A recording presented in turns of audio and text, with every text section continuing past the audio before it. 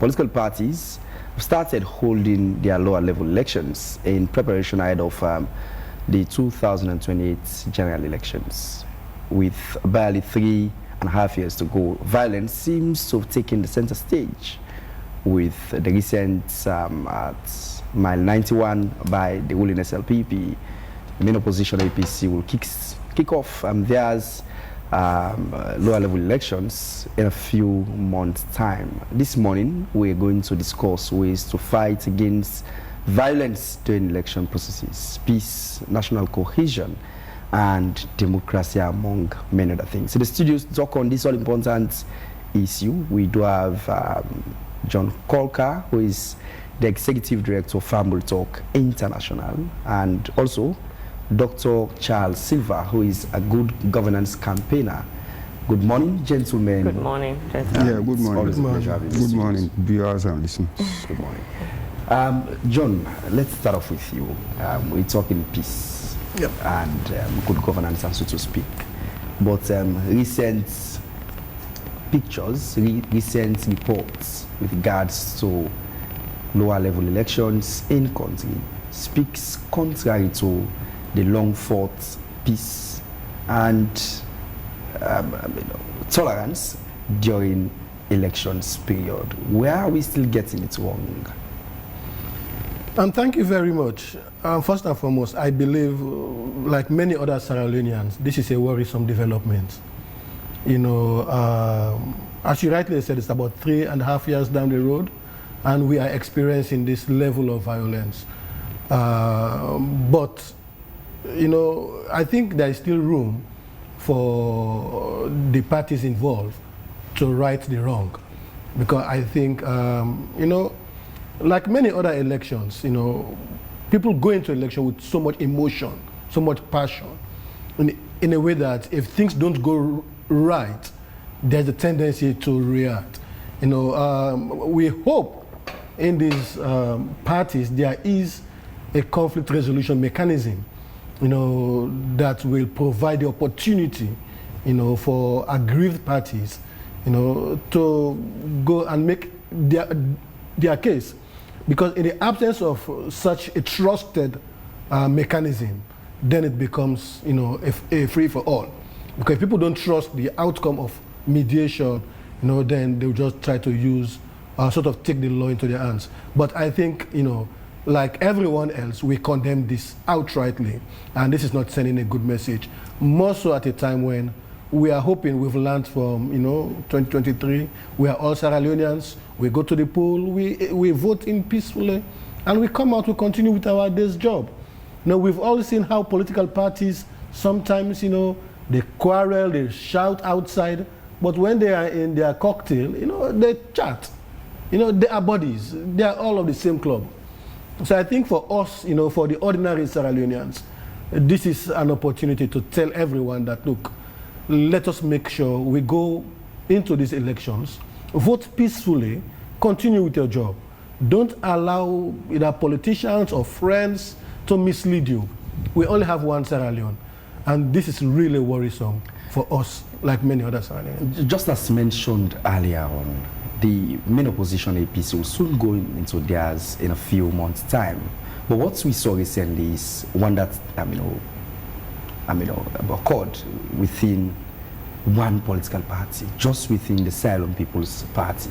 How worrisome is the situation? You rightly mentioned we still have lessons, we still have the tripartite committee recommendations that are there to be implemented, and same is happening within within the ruling SLPP. How worrying is the situation? It seems we're not demonstrating what we preach. You see, I will dare to say this, and I mean, I'll stand by my words. You know, these elections, when it comes to the ruling party, it's really a fight for resources. You know, and I don't expect much of this force to occur during the opposition elections. You know, because for them, you know, it's like they had to hang in there until the next elections. It's this idea of winner take all. So now it's like our turn, and want to make sure those in office really benefit. So that is why we are really hopeful with the type of action that the SLPP executive have taken, to coil the situation and make sure it does not occur again. But if you go to the lower level, it's like, if I am the chairman for my constituency, I have direct access to resources because it's our turn. We are the governing party. We hope they don't send that message when it comes to the opposition.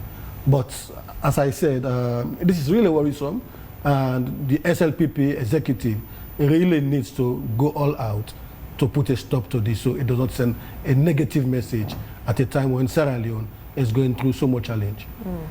All right, let's usher in Dr. Silva. Good morning once again. Now, from a political science perspective, what standards, should political parties adhere to in order to ensure that the lower level elections are democratic and credible? Thank you so much for that question. Perhaps when we look at political parties, let us put it into context. Political parties have a pivotal role to play. That is across democracies the world over. They are the people that elect people. Ministries, departments, and agencies are all selected by political parties or appointed by political parties. So let us have that straight.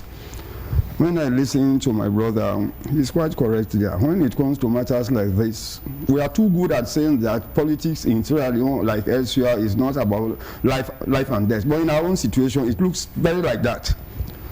And I agree with him entirely, because some of these things for us as political science scholars, what we do not really criticize, but rather we interpret political situation. Where are they behaving that way? That optimism is there. A lot of people want feasibility. So when it comes to ruling parties in Sierra Leone, definitely it is very, very dangerous. Quite recently, while I was at APRN, we conduct, Sierra Leone was one of those countries selected, talking about that undertook a targeted review on constitutional changes of government. And these issues came up. We visited the the PPRC with the delegation that came from South Africa, across Africa. Most of the issues Mr. Coker was talking about came up. But there is one thing we have to be very careful here. We have this tendency as a people to address what ought to happen. Let us address what is happening. The laws are there.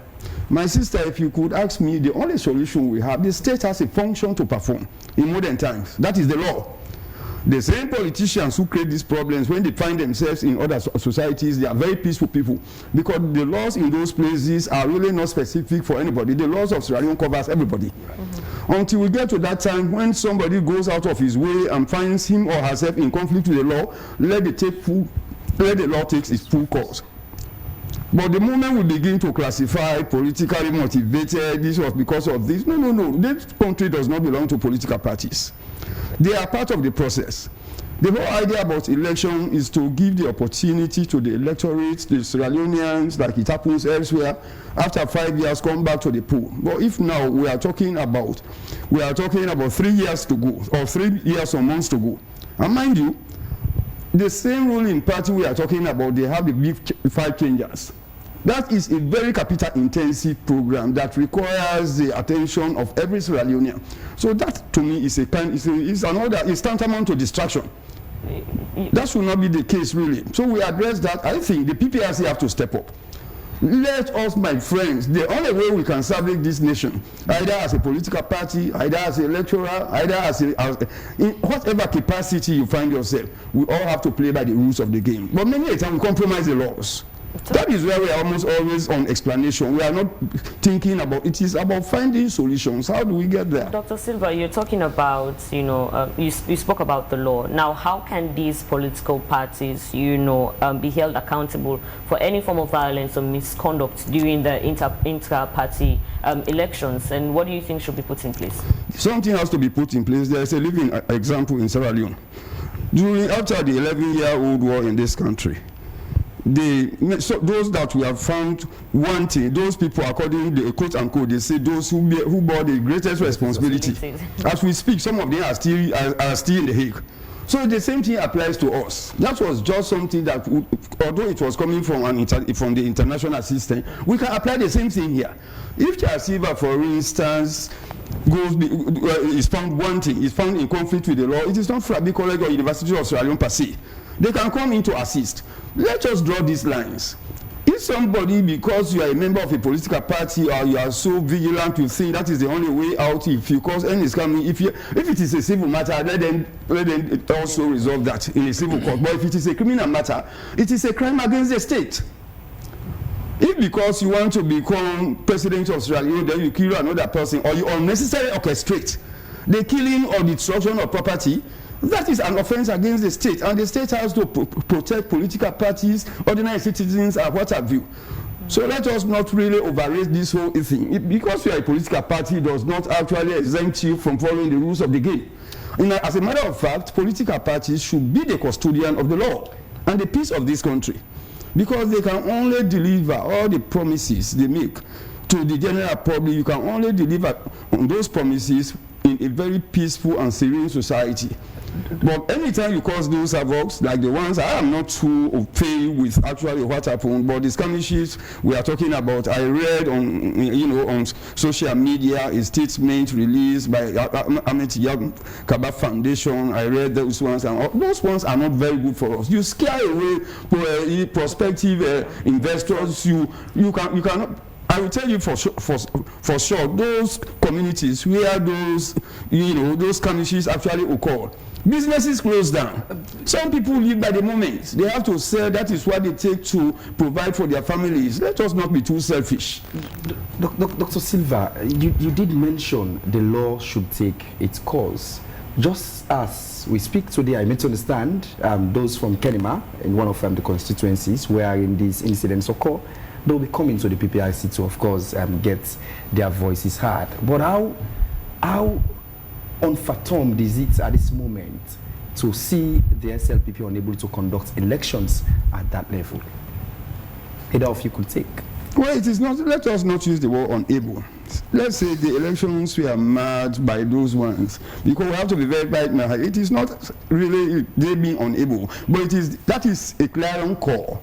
It is also an early warning. It seems very much like they were unable to conduct peaceful elections, and that might be the cause as to why violence took hold of the situation. Either of you could. Like you are asking, I say it's really rather unfortunate, but frankly speaking, all over the world, the only instrument the state has, and that is the core function of every state in the world today, it is the protection of the rule of law. Because you really are not, once that happens, that is the only way we can instill democratic culture. The lifeblood of every democratic society is the rule of law. Honestly speaking, we have all seen what is obtained in other parts of the world. We will see what happened in America. Even as we are speaking, the president has been sworn in, everything is happening, he has his executive powers and what have you. But there are also rules governing the process. But what we are doing here, we have this tendency of almost always thinking that the law is there for everybody. If you know you are a very respectable person in society, which is why you should follow the rules of the game. Because you should be an example. But honestly speaking, our examples in Sierra Leone, we are yet really to come up with very good examples. That's the only way we can free ourselves. That's the only way we can redeem this nation. It's not about witch hunt. We set very good examples. Because mind you, if Charles Silva or your humble self seated here, if you have found one thing, they implement the rules, the laws are applied, not necessarily because people hate you, but because they want to send example to other people. Otherwise, nobody should be going to church or mosques. If it was just free for all, they say heaven is there, you can just enter there, nobody was going to pray. But today, once it has to do with God, everybody cares. Yes, I ask a question. I will also, I am someone who is very hopeful. Having witnessed the 11 years war, having witnessed several governments in and out, we are very hopeful. And at some point in time, you've taken the lead in terms of ensuring that the people see the need for peace. Correct, yes. But at this time, I think it could be, a hasty sort of comment to say they are unable to conduct election. I think we've witnessed violence about 2 or 3 districts out of 16 districts. So 2 or 3, I think Doc will classify that as isolated incidents. Yeah, indeed. Yes. So, but even at that, because it is happening by the ruling party, if even it's just one. Sure. We still need to amplify it. This is the advantage of being a ruling party.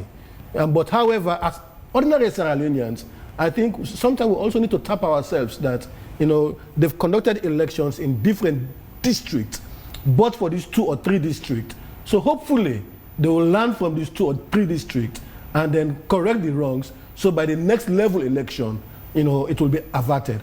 But it's still a concern that this is happening within the ruling party. I'm not trying to downplay the relevance of that, but at the same time, the statement they came out with is, it's not bad, but we expect action. We expect the police to conduct arrests, to prosecute, so that others will see it as, a sort of a message that no one is above the law. This is really what is lacking in this country. The message of access to justice. And this was part of the root causes of the conflict, and it is still with us. And, we don't know. It's a collective challenge. John, as Kurma rightfully mentioned, I have equally witnessed, you've been very active in, in the fight for peace and national cohesion. But in all of this, don't you think community engagement is very important? Absolutely, absolutely.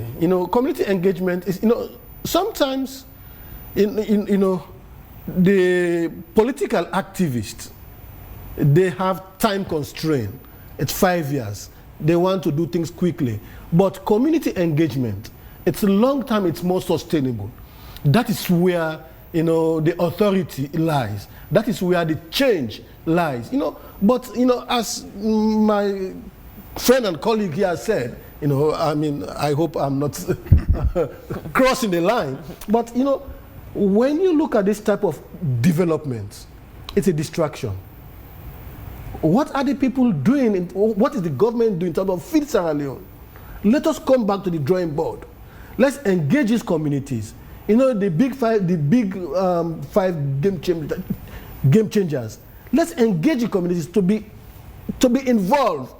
But when they go down on elections, this is the result. So when will they go down to consult? But it's a process. So I just hope that things will issues will be addressed and things will change. But if we really want to move Sierra Leone to the next level, I am one that will raise my hand. The solution is not in Freetown. The solution is not in the big town. It's not in the offices. The solution is in the communities. The solution to feed Sierra Leone is not in the e-building. Let's go down to the communities.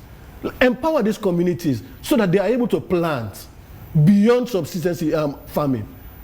That is what will make the big difference. Yeah. Because if people only plan to eat, what do they sell? But until you're able to support these communities, give them the necessary tools, the necessary seedlings, the advice, so they're able to plant and sell and cover other costs. It is absolutely true that people are always free to do whatsoever they want, provided they do not break the law in the process. Dr. Silva did mention the essence of the rule of law and that of the need for PPRC to act. What sort of an action do you think is much more eminent with the unraveling that does transpire in these locations? Sometimes, classification is a challenge. If an ordinary man in the market does something wrong, it's a crime. If someone in the office does something wrong, it's an alleged crime. And then they will have all sorts of ways, it's politically motivated, or it's a witch hunt, we don't have the evidence. But when you see someone in the street, with all the suspicion, you still attack that person, or you still arrest the person, and you prosecute. So until we are able to institute access to justice across the board, wherein the police is seen as a force for good, the police are not only seen as there, but we should see them as part of us. There is no way Sierra Leone can thrive without a credible police that we have confidence in. We have a role to play to make the police a force for good. The police have a role to play for them to be a force for good. So we have to come halfway. But if we just think, they are over there, we are here. The same with the governance. Governance is not about the government is over there, we are here. Wait no more, 2028. No, let's do what we can to salvage the situation now, how many of us will be around till 2028? And we still have issues to deal with collectively. We have issues to deal with as a nation. Some of us are really concerned with the social media postings now. How do you travel? When you travel, you sort of your heads are down because you don't want to look at all the Sierra Leone passport. These are issues, so let us come together. I used to believe that Sierra Leone, the war took a lot of things from us, but the love for one another, the war did not take away from us. Okay. The power of reconciliation, the power of peace in communities, let us don't tamper with that. Okay, let me come back to you, Dr. Silva. It's obvious that there is still some undertone between the two political parties. Now, how does this current political culture in Sierra Leone contribute to some of the violence we're witnessing at the moment? Yeah, thank you so much. It's good that you asked that question because, mind you, the culture comes in there. Frankly speaking, most of the ingredients of a peaceful political environment is not prevailing in our country. We talk about peace, which is very, very germane to national development. But the whole matter here is that we are thinking so small as a people. This issue he mentioned about 2028 coming, and frankly speaking, if that is our target, then something is wrong with us. We should have an agenda and we should have a national question to which all of us should be committed, irrespective of the political party we belong. I have always argued that we have right to be divided along political lines. In the absence of political parties competing for state power, democracy becomes boring. In fact, democracy cannot be consolidated. We have to accept that reality. Unless that competition should be healthy. That competition should be geared towards delivering Sierra Leone as a country. Political parties or governments generally, they are just cooks, I should say. Everything in this country belongs to the state. That's why we have the State House. Every institution in this country belongs to the state. Every public institution belongs to the state. In that case, whatever you are doing, you have to take into cognizance. But many a time, we have this tendency to forget about the bigger picture. We overstrate the security forces. Many a time I have mentioned on forums like this that whether they bring the Scotland Yard police to Sierra Leone, they will face the same problem. Because the problems are coming from those people that are supposed to be custodians of the law and the peace. So like he talked about culture, I think we have to revisit our political culture. Our laws are very good. I have had the luxury to look at the PPRC, the laws of Sierra Leone, the Constitution of Sierra Leone. I was involved in the constitutional review process for editing. So now that we really are talking about revisiting the 1991 Constitution with the view to expunging or perhaps introducing new laws, let us be very frank here. Let us not fool ourselves. We cannot expect the international community to come and solve our problem. We know the solutions to this problem. The people that are really causing mayhem, that are embarrassing us as Sierra Leoneans, like he mentioned, you go to certain places, people have very high respect for us. Close to 200 years of university education, up to this moment, we are grappling with problems that are non-existent. People are unnecessarily orchestrating these problems. At least perhaps for visibility.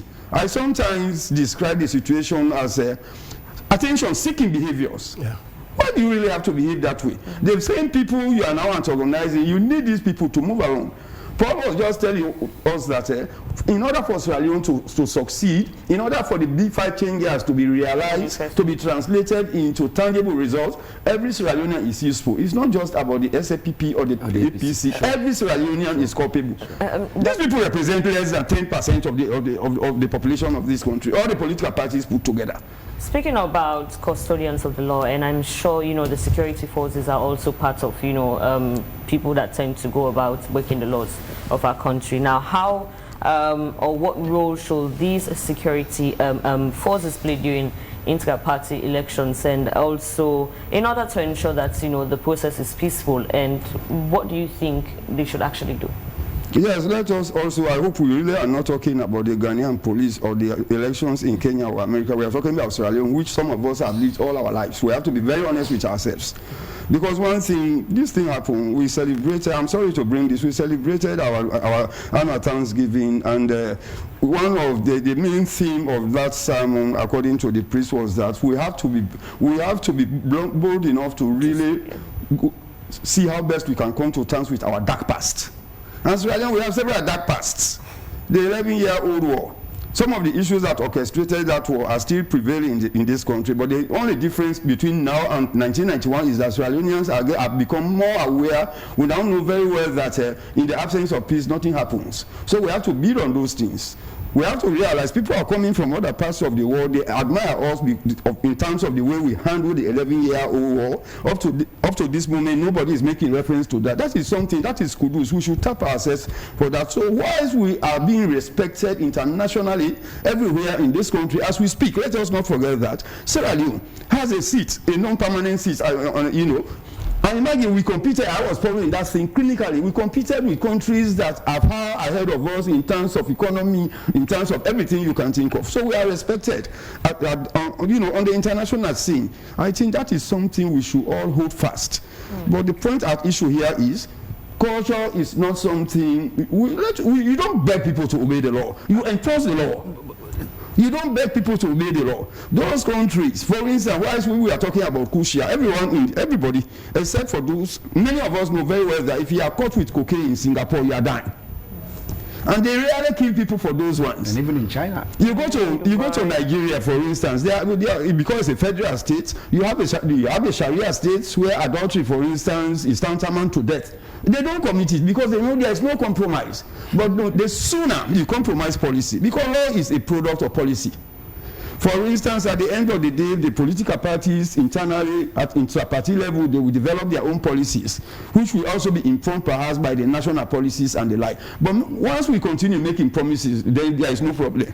Some of us here, they were talking about education here and there. In some universities in this world today, if they say you have to submit your assignments at 12 noon, you have to submit it at 12 noon. Otherwise, you are late. You are not better than anybody who submits even 200 years later.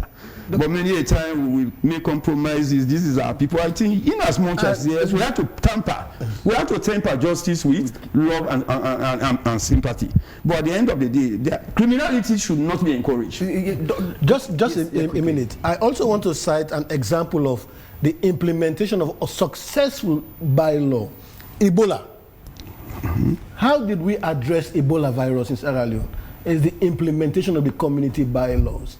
They contributed close to 80%. You know how we sort of cut the cycle. So it's really important that we as a nation, we are law-abiding. You did mention, you did provided us with an analogy as to the realities of things, that when a reasonable man, of course, finds himself in a situation, the law will take its course. And when someone who is affluent finds himself in a situation, then they will find ways to soften things, you know, see ways to massage the law, as Dr. Silva put it. But again, Dr. Silva, you spoke of culture at some point in time, the culture of protection. Yes, indeed, there is a press release from the ruling side of the People's Party in regards to the lot of incidences that do occur out during the process. But it seems that similar traditional press releases that we've seen over time, what sort of a hold has the culture of protection for those who are behind these incidences has on us? Because most times they are left to go scot-free without nothing being done to get them to book, Dr. Silva. Yeah, that's a good question. Like I said earlier, we really know where the problem is. But the only way you can make changes, even to repent, presupposes you have to accept that I have done the wrong thing. Which is why today a lot of people will claim to be born again. That is to say they are going to revisit their lifestyle and that kind of thing. Mind you, it's not really about semantics, but we have been told that life without cross-examination is not worth living. Of course, it has to be, you have to follow the truth. As a country, we need to cross-examine ourselves. The discussions in 2025 are not too different from the discussions in 1967, although I was not matured enough to know what obtained in 1967, but the records are there. So we have to change this conversation. Now the conversation should be, even where you are now kind of vying for a position in a political party, either at the constituency level, at the national level, your focus should be on what we now have as a national agenda. What is going to be your own strategy to promote food security in your own constituency? But these people are not talking about what Sierra Leone needs most. They are talking, we are merely using words. What are you really fighting for?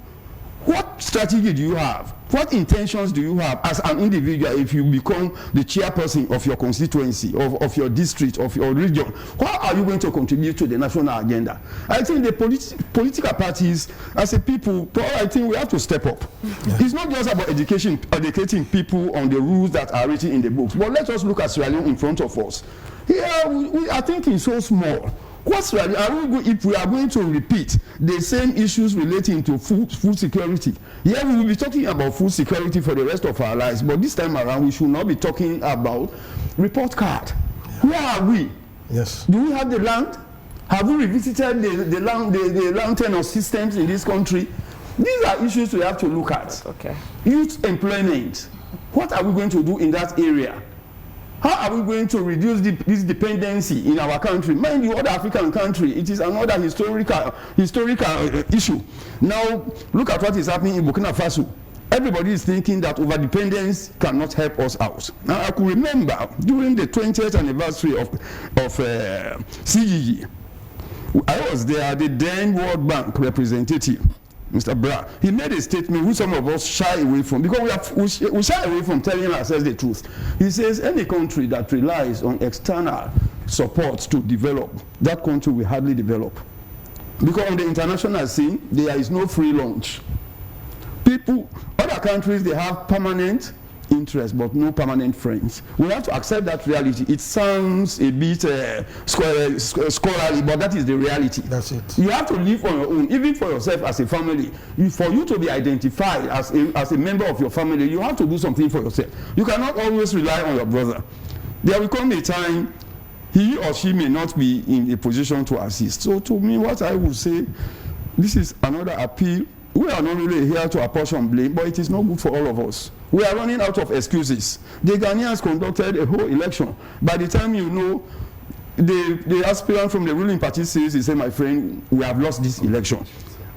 The same thing happened in Liberia. Are we an exception to all of these things? We should be ashamed of all of these things. Because mind you, on the international scene, nations behave like individuals. Even in the communities we find ourselves, my dear sister, all the time people are almost coming to you to settle your own scores. That is to say something is wrong with you. Okay.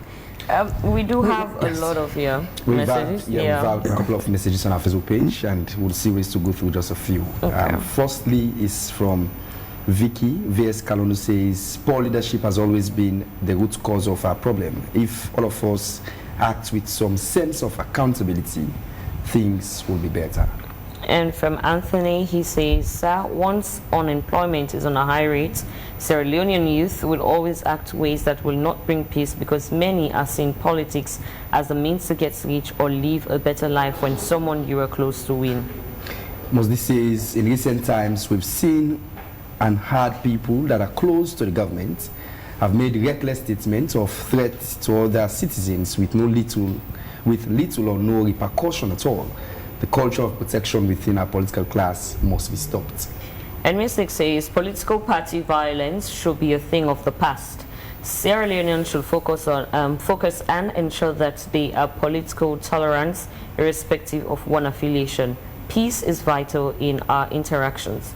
The situation at Mile 91 was unfortunate. My sympathy to the victims.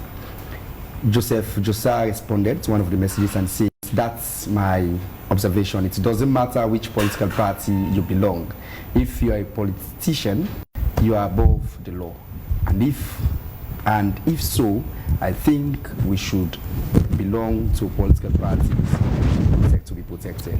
I think this message makes a whole lot of sense. It's from Mystic. He says, if Sierra Leoneans can replicate their religious tolerance to political tolerance, it will be fine, because many Sierra Leoneans have suffered all in the name of political unrest, irrespective of our political affiliations. Let us respect ourselves so we can disagree in peace. Joseph Dusa says, when a politician and highly connected person does something wrong, it only stops at investigation stage and nothing else happens later. And Joseph Dusa again says, very correct, sir. The respect for the rule of law is only for the poor, but the politicians and highly connected are above the law.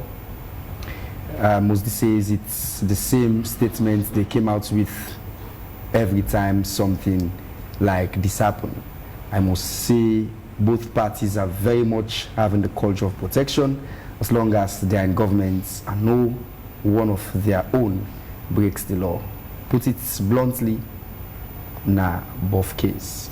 And Dr. Tyrali says Sierra Leone is a country where the three arms of government always consider themselves as above the law. The executive always uses his power to suppress the poor who voted for him. The legislature always making laws that suit the executive, and the judiciary as a weapon of distraction for the executive. I think lastly from my end is one that has to do, it's from Anthony M.S. Kosoba, who says, sir, once unemployment is on a high rate, Sierra Leonean youth will always act ways that will not bring peace, because many are seeing politics as a means to get rich or live a better life when someone you are close to wins. Okay, I'll just take two more messages. Vicky is saying poor leadership has always been the root cause of our problems. If all of us act with some sense of accountability, things will be better. And lastly, from Michi, he says, I think the changes of our beloved country belong to all of us, not only government. Yes, those are the... We'll respond to those messages. Yes. I will go first. I will just take three, I think they sort of cut across. Poor leadership. And when we say poor leadership, we should sometimes try to look at all the layers, all the levels, from the village to the section to the chiefdom, from the constituency to the ward, wherever. Poor leadership is one. And I also like the analogy of the religious tolerance. Sierra Leone is known globally for our religious tolerance. If we can just transform that, so we are able to have some tolerance in our political life. On the issue of youth employment or youth unemployment, sometimes, I will say this as Fambu talk. We are going to reach out to the Ministry of Agriculture, but we believe a lot can be done to sort of to increase our level of productivity, for us to feed ourselves. We are not utilizing our land in communities. We are not utilizing the young people in communities. We only focus on policies. We come up with very good policies, but for these policies to be implemented, you have to go test them down at the community level, involve the leaders. So I believe, Feed Sierra Leone, let's see what we can do. Because the land is there, the community people are there. What is happening in the world now, stopping of USAID funds, etc., it's a message to all of us. And some of us have been thinking ahead of this, that we should try to be self-reliant. We cannot be sort of 100% on our own. We need outsiders. But as a nation, as a community, as individuals, do something.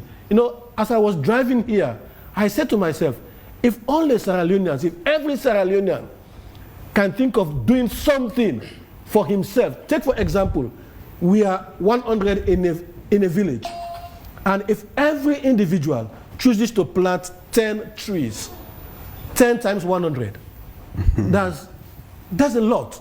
Within 3 years, they will be growing their own food. So let us go back to the drawing board. Let us rewrite our messaging. Let's involve people. I will stop so far. Yes, Dr. Silva. Yeah, thank you so much. When you look at the comments, they are not new. The same comments since Jesus was a boy. So it is high time we move slightly away from this blame game and come out with actionable solutions.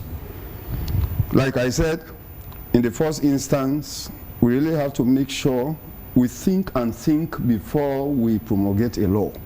You have to look at your capacity as a country or as an institution to enforce those laws. You do not do it emotionally. So that is it. We have to go back to those ones. Then we talk about youth and employment, for instance. Employability also counts, for instance. If we really want to have, when investors come, then we talk about skills. Yeah. If you want to be employed by certain companies, you require some skills. These are the areas we have to go. So let us shift this debate in terms of youth and employment, which is real, but let us also talk about employability. Skills. Other countries are doing that. We have too many, you have universities almost all over the country. But for me, our problem really has not much to do with university education. We have those ones. The grammar, we can do it. How do we make your own people employable? That is what we should be focusing on. So which was why I said earlier that what we are now talking about here, these are all distractions. In the year 2025, 64 years of independence, we are still talking about the same issue. We still have problem of water, we still have problem of electricity, and all of those things. These are issues we should be talking about. Where do politicians come in? They come in because at the end of the day, whether we like it or not, come 2020, these same people are going to appoint ministers, ranging from chief minister, minister of this, minister of that. That is the reality all over the world.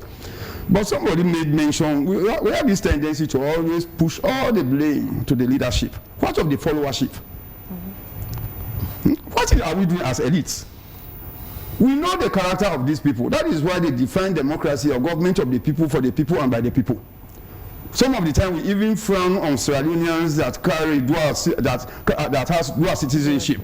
But we are electing people. You know very well that Charles Silva is a notorious disturber of the public peace, and you give me a leadership position. You have only empowered me. Okay, Dr. It is like giving a gun to a thief. Dr. Charles Silva and John Kolka, I want to say thank you so very much for your time this morning. It's been wonderful submissions to the development and growth of Sierra Leone's peace, democracy, and national cohesion.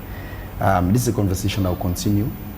We'll see ways to get you again in our subsequent programs to discuss the same. But nonetheless, I think this all time permits us to bring you into this edition of the program we call Sierra Leone.